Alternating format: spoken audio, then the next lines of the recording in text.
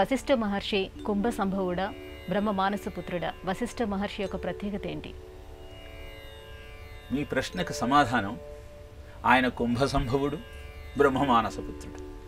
నవబ్రహ్మలను సృష్టించే సమయంలో బ్రహ్మదేవుడి ప్రాణాల నుంచి ఆవిర్భవించినవాడు వశిష్ఠుడు.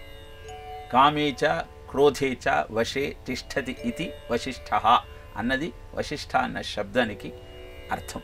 అంటే కామాన్ని క్రోధాన్ని జయించి తన స్వాధీనంలో ఉంచుకున్నటువంటి మహానుభావుడు వశిష్ఠుడు. మరి కుంభసంభవుడే ఎలా అయ్యాడు అంటే, కల్పభేదంతో కథలు మారుతూ ఉంటాయి.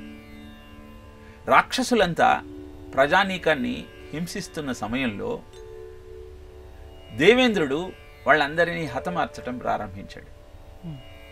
ఆ సమయంలో రాక్షసులంతా వెళ్ళి సముద్రంలో దాక్కోవటం ప్రారంభించారు. ఈ సముద్రంలో దాక్కున్న రాక్షసులను బయటికి తీసుకురావాలి అంటే సముద్రాన్ని ఇంకింపచేయాలి అని ఆలోచించి ఇంద్రుడు అగ్ని వరుణులను ఆ పని మీద నియోగించాడు. వారిద్దరూ ఆ సముద్రాన్ని అంతా ఇంకింపజేస్తే 1000 మంది రాక్షసుల కోసం కోట్ల కొలది జలచరాలకు హాని తలపెట్టాల్సి వస్తుంది అని అందుకు అంగీకరించలేదు. వెంటనే కోపోద్రిక్తుడైనటువంటి ఇంద్రుడు ఈ అగ్నిని వాయుదేవుణ్ణి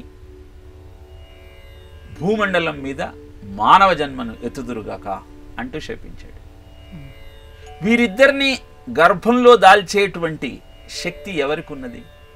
అదే ప్రశ్న వేశారు వాళ్ళిద్దరు.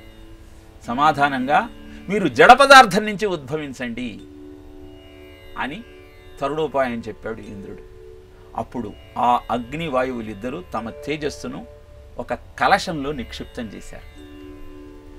అనంతరము నరనారాయణులు తపస్సు చేసేటప్పుడు వాళ్ళ తపస్సును భగ్నం చేద్దామని ఇంద్రుడు అప్సరసలను పంపించాడు. అది చూసిన నారాయణుడు, మీ అందం కంటే ఉన్నతమైన అందంతో నేను ఒక అద్భుతమైన సౌందర్యాన్ని సృష్టిస్తాను అని తన ఊరువును చరుచుకున్నాడు. అక్కడి నుంచి వచ్చిందే ఊర్వశి. ఆ ఊర్వశిని చూసి సూర్యుడు మోహించి తీసుకువెళుతున్న సమయంలో వరుణుడు వచ్చి ఊర్వశిని నువ్వంటే నాకు ఇష్టమని చెప్తాడు. అంటే నేను ఇప్పుడు సూర్యుడి యొక్క ఆధీనంలో ఉన్నాను అని తెలియజేస్తుంది ఊర్వశి. అయితే నన్ను జ్ఞాపకం పెట్టుకో అని చెప్పి వెళ్ళిపోతాడు.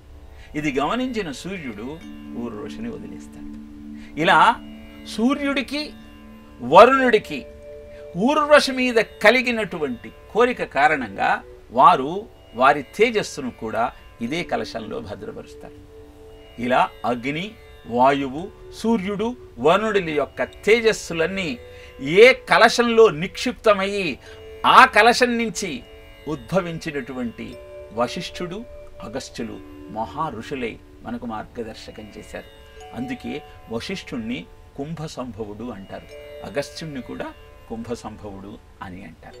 అలా బ్రహ్మదేవుడు ప్రాణం నుంచి అగ్ని, వాయు, సూర్య, వరుణుల యొక్క తేజస్సు నుంచి ఉద్భవించిన వాడే వశిష్ఠుడు.